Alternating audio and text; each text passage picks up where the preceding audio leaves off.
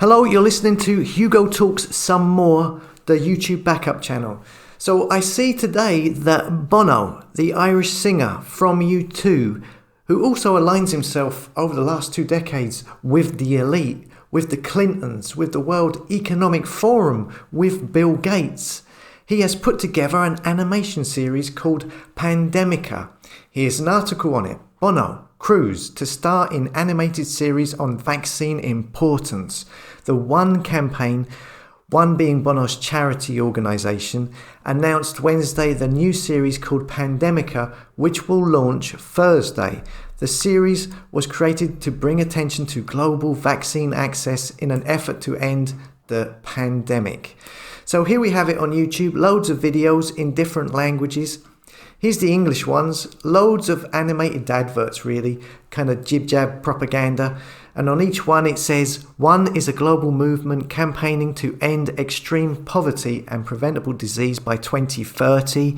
There's that year again, 2030, Agenda 2030. So that everyone, everywhere can lead a life of dignity and opportunity. Pandemica is One's new animated series that explores the world of pandemic purgatory that we all will be living in if global vaccine access is not prioritized.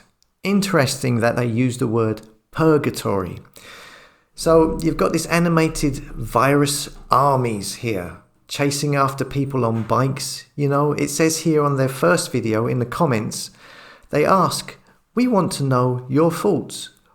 Why do you think global vaccine access is important?" So if you want to see these videos and leave a comment, I'll leave a link in the description and the comments of this video. Now, Bono's charity One has come under quite a lot of controversy.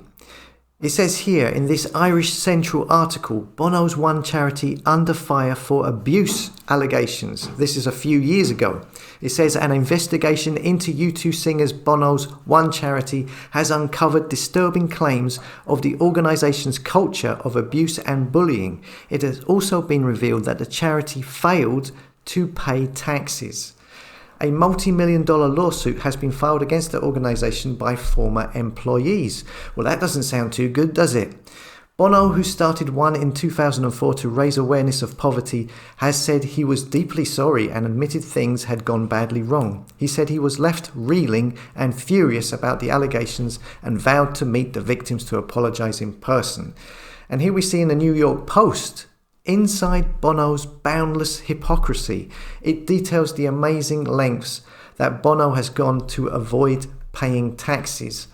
And also in the article, it quotes a person who worked for the charity who says, "A person who worked closely with One for years and has intimate knowledge of the organisation told me that a charity is strictly an advocacy group which tries to influence or shame African governments into behaving, and that not $1 donated to One goes to real boots on the ground help."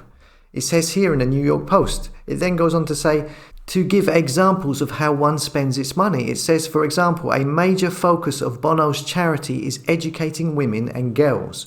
But unlike, say, Oprah, One doesn't actually build any schools or provide funding for teachers, supplies or uniforms for students. This seems likely a severely wasted opportunity, especially if you consider that the cost of building a single school in Africa is roughly $13,000 and the average cost of a year's college tuition is $3,000.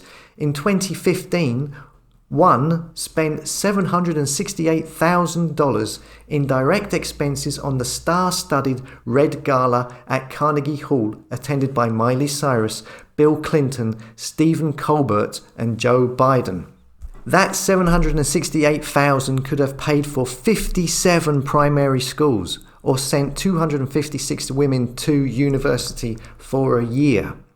One raises millions to publicise the good works of others, such as the Gates Foundation. Bill Gates has said it was the best money he ever spent. A lot of this is done via taking VIPs and journalists on first class, all expenses paid sightseeing trips to briefly experience African poverty by touring schools and hospitals before settling down to enjoy local music. Then in 2010, we have this Daily Fail article that says Bono's One Foundation under fire for giving little over 1% of funds to charity. This is back in 2010. So is that why the charity is called One?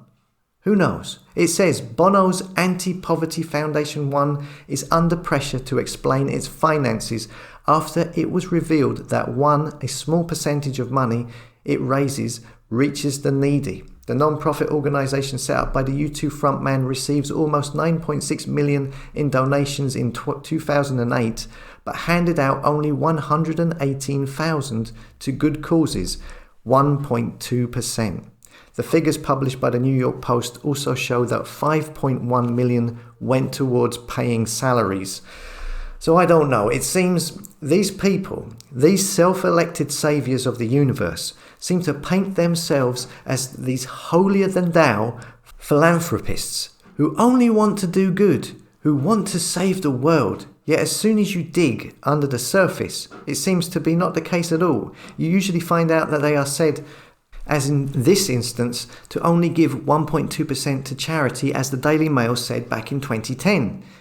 Now, if we go back now and we look at, say, other famous people who used to do loads of charity, like, say, for instance, Jimmy Savile, who did loads of work for charity, didn't he? Raised loads of money, doing runs for hospital, and yet it was all a smokescreen to distract from what he was really up to. It makes you wonder, doesn't it?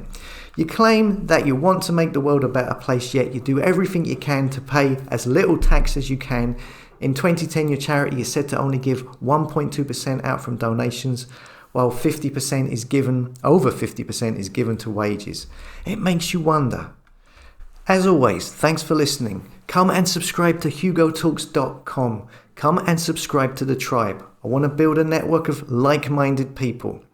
It's the only place where I get to keep the subscribers. I want to be more independent, away from the big tech platforms like YouTube, etc. Thanks for listening, and I'll see you later.